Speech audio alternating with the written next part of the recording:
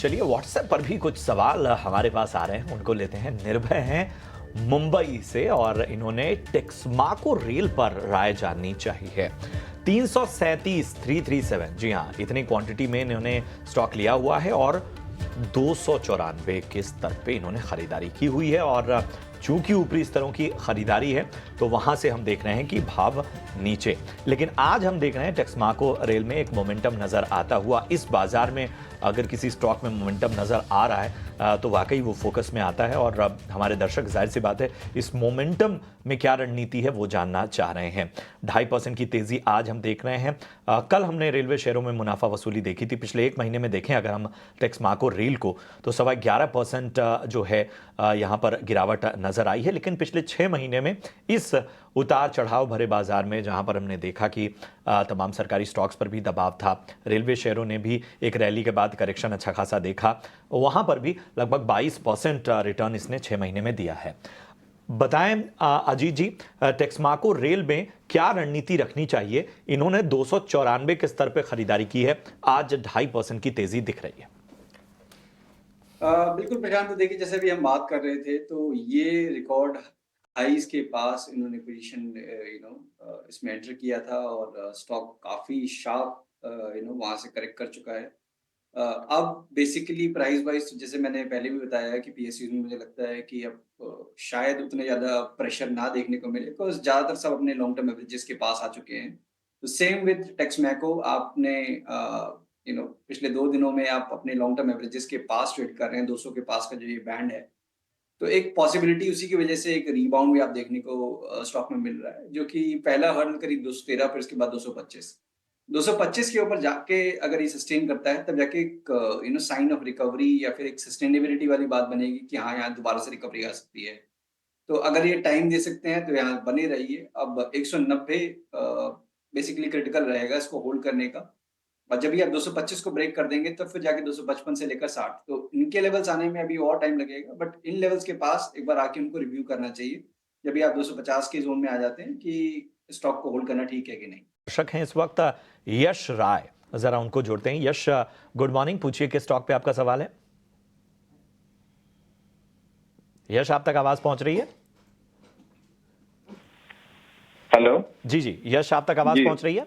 जी, आ रही है। जी जी, पूछिए ना किस स्टॉक पे? मेरे पास कोचिंग शिपयार्ड का स्टॉक है और 263 के आसपास का शेयर है मेरे पास और वो 2100 की बाइंग है।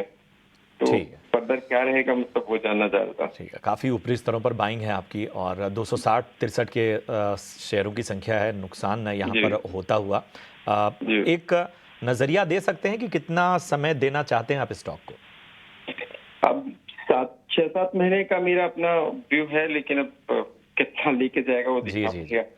चलिए अजीत जी, मैं आपके पास आना चाहूँगा। कोचीन शिपयार्ड काफ़ी ऊपरी स्तरों पर बाइंग की है, हालांकि दोष निवेशकों का नहीं है, क्योंकि हमने देखा था कि जिस तरह से सरकारी शेयरों की तेज़ी रही वो तेज़ी बजट के बाद से ही कहीं ना कहीं करेक्ट होते नजर आए। तमाम अच्छी तेज़ी गंवाते हुए ये दिग्गज स्टॉक्स नज़र आए, जबकि आगे का जो व्यू है ख़ासतौर पर रक्षा क्षेत्र की तमाम शेयरों पर वो हमेशा से पॉजिटिव ही रहा है।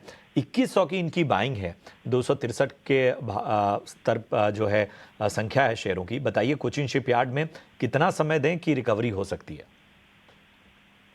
शुक्रिया प्रशांत। तो देखिए प्रशांत, कंपैरेटिवली ये बेटर पोजीशन में है बिकॉज बहुत सारे लोग होंगे जो कि जिन्होंने रिकॉर्ड हाइस पे फंसे हुए हैं, और जैसे कि हमने पहले भी बात की थी शो पे कि पीएसयूज पूरा सेगमेंट जिसमें कि हमने एक बहुत स्ट्रांग रैली देखी थी लास्ट 2 सालों में, तो एक इतनी स्ट्रांग रैली जो कि स्टॉक 200 का 2800 पे चला जाए, तो एक लाजमी है कि एक कंसोलिडेशन, एक करेक्टिव फेज आप देखने को मिलेगा। तो बेसिकली इन्हीं फेज के थ्रू ये गुजर रहे हैं ज्यादातर रेलवेज और डिफेंस वाले स्टॉक। और टाइम वाइज मुझे लगता है कि प्राइस वाइज शायद काफी हद तक करेक्शन हो चुका है। आप देखेंगे अगर मेजोरिटी ऑफ द स्टॉक में 30-40% ही अपने रिकॉर्ड हाई से नीचे हैं। कोचिन शिपयार्ड पर्टिकुलरली बात करूं मैं तो 1600 के पास एक काफी स्ट्रॉन्ग बेस मेरे हिसाब से इस स्टॉक में है, जिसको इसको रिस्पेक्ट भी करना चाहिए। और हाल फिलहाल में हमने देखा भी है कि इन्हीं लेवल्स के पास आके कंसोलिडेट कर रहा है। 1900 मेरे हिसाब से एक अपर बैंड रहेगा, तो ब्रॉडली इसी 300 पॉइंट की रेंज में ये स्टॉक कंसोलिडेट करता हुआ नजर आएगा आपको। तो क्योंकि आपका नजरिया 3 से 6 महीने का है, तो 1900-2000 के जोन जो कि आपके बाइंग प्राइस के पास है, वहां पे एक बार आपको निकलने के बारे में सोचना चाहिए। कोई एक मेजर स्ट्रॉन्ग मूव उसकी इंडिकेशन अभी कम है। और साथ ही साथ मैं ये रिकमेंड करूंगा, बिकॉज शॉर्ट टर्म का नजरिया है, 1590 का एक स्टॉप लॉस भी आप मेंटेन कर लें आप, क्योंकि अगर उसके नीचे गया तो सिचुएशन और डिटेरिएट हो सकती है, मींस यहाँ से 10-15% और स्टॉक ही करेक्ट कर सकता है। तो मान के चलिए कि आपका 1600 on the closing basis make a break level.